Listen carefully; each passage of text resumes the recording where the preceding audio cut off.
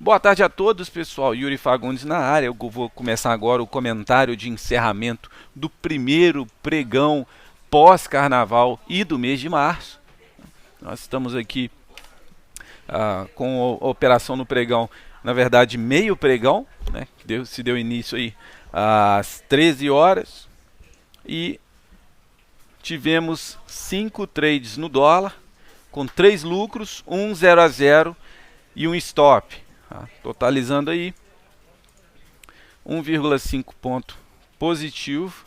No índice futuro tivemos 2 lucros e 4 stops, totalizando 180 pontos negativos. E em ações, Bovespa hoje foi o destaque do dia, com nenhum stop, né? Tivemos 9,10% somando, fazendo a soma algébrica dos resultados, que foram, na verdade,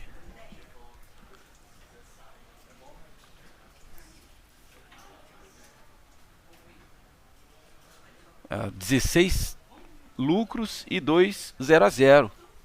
Se eu não me engano é isso mesmo, 16 lucros e 2 0 a 0, totalizando 18 trades e nenhum stop. Então, tá aí a importância de quem opera mercado futuro também buscar operações no mercado Bovespa, tá, pessoal? Porque tem dia que a gente não vai ter o resultado desejado em dólar ou índice ou ações. Então é sempre interessante, se possível, se você tiver margem para isso, diversificar o seu capital, buscar operações com modalidades diferentes.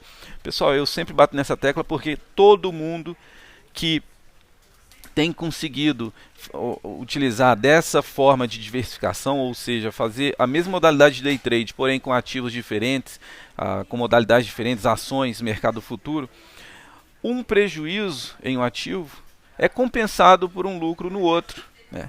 E, por exemplo, quem operou em ações no dia de hoje conseguiu mitigar e superar as perdas no índice e conseguiu um resultado mais interessante do que se tivesse operado apenas no dólar, né? O dólar terminou o dia positivo, porém com apenas 1,5 ponto de lucro no day trade, tá? Mas quem operou em ações conseguiu 9,10%, fazendo a soma algébrica, né? Claro, em cima da margem. Imagina quem alavancou 6 vezes o seu capital em cada um dos day trades, né?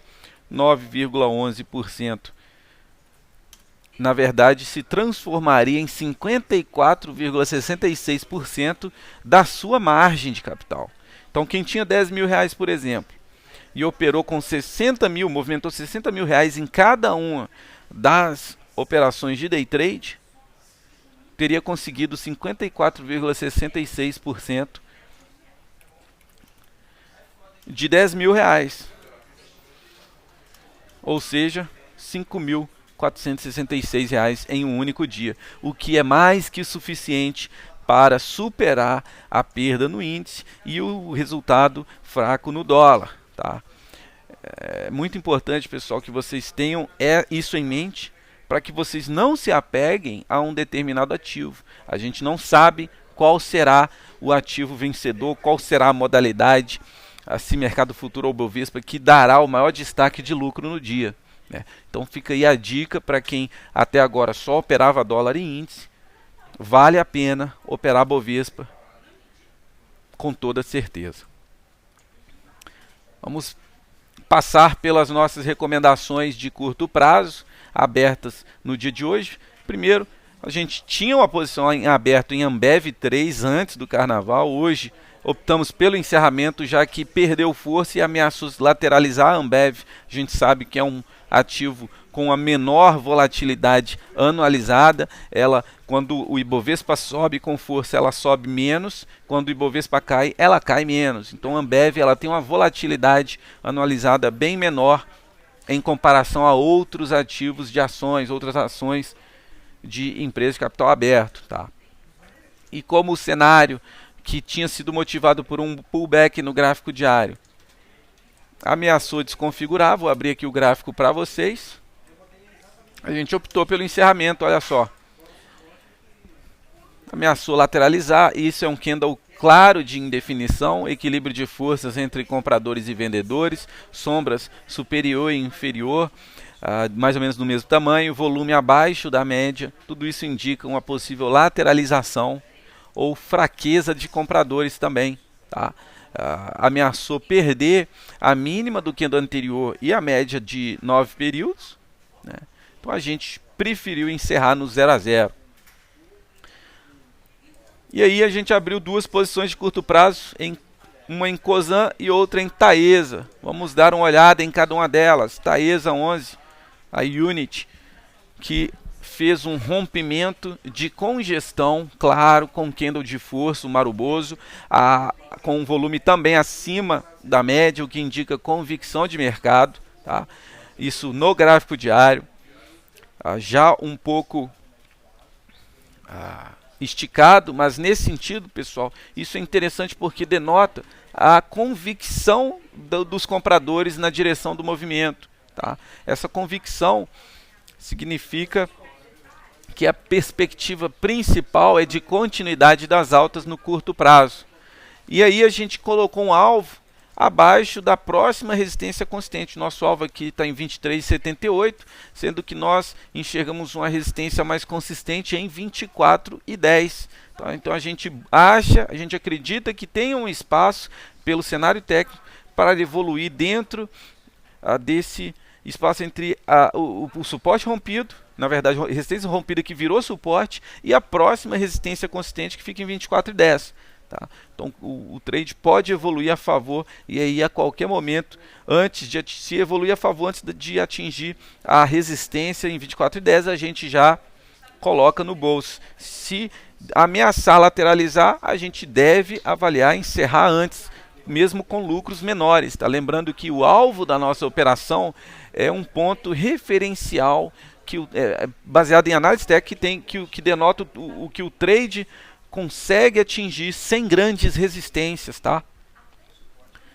Então é por isso que a gente busca um alvo de 4,57% em relação ao preço de compra no momento da recomendação. Nosso stop fica em 4,05% do capital. Então, para quem gosta de ter controle do quanto que você está arriscando na operação, e na verdade não é quem gosta, né? Todo mundo deveria levar isso em consideração. Você deve fazer o seguinte cálculo: 4,05% do capital que você está alocando naquela operação. Suponhamos aí que vocês comprem 1.000 ações no preço que a gente recomendou de R$ 22,74. Isso representa R$ 22.740. Quanto que é 4,05% disso? Representa R$ 921 aproximadamente de risco de prejuízo máximo nessa operação. Se você estiver disposto a correr um risco de perder R$ 921 na tentativa de buscar 4,57% dos 22 mil que você alocou, então você pode entrar nessa operação. Se você não estiver disposto a arriscar perder R$ 921 de stop, então essa operação com R$ 22 mil não é para você. Ou você diminui o seu capital, o capital que você está alocando, compra menos ações, ou então você fica de fora. Tá? Manejo de risco é essencial. Você não pode ser surpreendido com um prejuízo acima do que você esperava. Cosan foi uma recomendação de compra em R$ 39,13. Às 16h29 hoje, tá, a gente viu que ela está testando um suporte. Aqui está a imagem para vocês, dentro de uma tendência principal de alta. Ameaçou cruzar as médias para baixo, mas ainda respeitando uma LTA bastante consistente no gráfico diário. Tá, deixa eu abrir aqui o gráfico para vocês. LTA é uma linha de tendência de alta. Tá?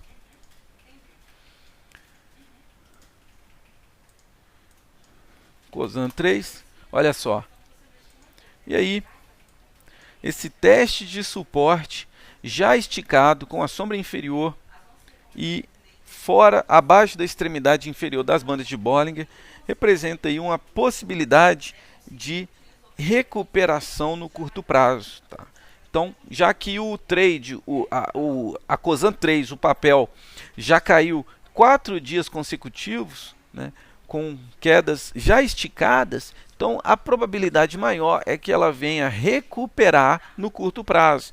Isso não tem nada a ver com o que ela pode fazer no médio prazo, tá, pessoal? No médio prazo, a gente já avalia aqui uma neutralidade, já que ela perdeu a média de 21 e as médias já começaram a se cruzar para baixo. Porém, no curto prazo, a tendência maior é que ela diminua a distância entre o preço atual e a média de 21 períodos, né? E que ela volte para dentro da faixa considerada como a banda de Bollinger. As bandas de Bollinger, pessoal, com 2 períodos de desvio padrão, representam 95% de chance, de probabilidade de o preço estar dentro dela, né? Então, nesse sentido, como o preço está fora das bandas de Bollinger no momento atual, isso representa apenas 5% das vezes, das chances de ele realmente permanecer fora das bandas de Bollinger. Então, é um trade aí bastante consistente com a análise estatística e para ser sincero, né, pessoal, a análise técnica nada mais é do que um aglomerado de indicadores baseados em probabilidade e estatística, tá? Desvio padrão, as médias móveis, suportes e resistências, né? A leitura dos candles, tudo isso denota aí como que você interpreta, à luz da estatística, a probabilidade maior das movimentações futuras, né? Não conseguimos prever com exatidão, mas conseguimos ter uma boa ideia de qual é a força preponderante naquele momento, e é baseado nisso que a gente envia as nossas recomendações. Pessoal, 17h50 agora, o pregão segue aí por mais 5 minutinhos até o encerramento, o call de encerramento aí, né? E aí vem o leilão de fechamento do pregão, né? E aí, alguns minutinhos após as 17 horas, encerra-se o leilão de fechamento e entra o aftermarket, no qual você também consegue operar normalmente, porém a quantidade de negócios, a liquidez diminui bastante, então a gente não recomenda você buscar realizar operações apenas no aftermarket, tá? A gente recomenda sempre você limitar a sua estratégia para dentro do horário normal de pregão até as 17h55. Tá bom, pessoal? Sou Yuri Fagundes, estou encerrando aqui a transmissão. Eu agradeço a presença de todos, espero que vocês tenham conseguido aproveitar das nossas recomendações de hoje, principalmente o destaque do dia, que foi em Bovespa, tá? Ações de empresas. Quem operou ações e não teve o resultado desejado, pode ser algum problema de alavancagem, né? Você às vezes tinha R$2.000 e movimentou R$2.000 em cada operação. É óbvio que você não vai conseguir com 0,86%, por exemplo, da operação que deu lucro em Cirela 3 às 13h07, né? É lógico que 0,86% de 2.000 é muito pouco. Agora, se você utilizou da alavancagem, você teve 0,86% não de 2.000, mas do 6 vezes 2.000, que é 12.000. Aí já começa a ficar interessante. Então é isso, pessoal. Essa dica aí fica para todos aqueles que não estiveram satisfeitos com as operações no day trade em ações e que, utilizando a alavancagem de maneira favorável, dentro do risco que você aceita correr, é claro, você consegue ter um resultado potencializado no lucro, tá bom? Um grande abraço a todos, bom descanso. Amanhã retornamos às 9 horas da manhã, horário normal de pregão, com a abertura do mercado futuro, e às 10 da manhã, abertura do mercado de ações, mercado Bovespa. Um abraço, pessoal.